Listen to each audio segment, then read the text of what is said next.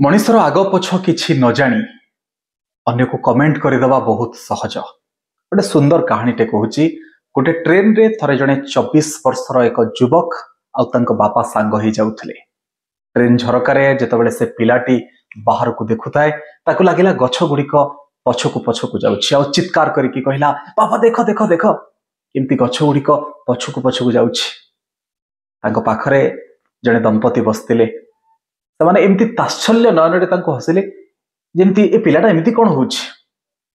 पुणी से पिला बाहर को देखु थाए आउ पुणी कहला, देख देख बापा बादल गुड़िक केमती आकाश रे चहलुछि।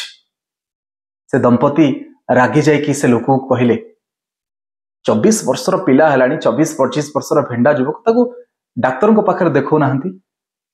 ता बापा हसिकी कहले, हाँ आमे डाक्तर पाखरु एबे आसिलु। से देखि पार नथला पिला बेलू आउ एबे से देखि पारछि तो सेइथिपई नुआ नुआ एमती रिएक्ट करछि।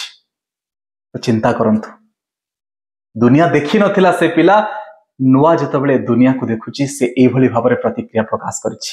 से दंपति तार आग पछ किछि जानि नथिले, किंतु हठात की कमेंट करदेले जे 24 वर्षर गोटे युवक एमती गोटे पिलांक भली व्यवहार करुछि। धन्यवाद।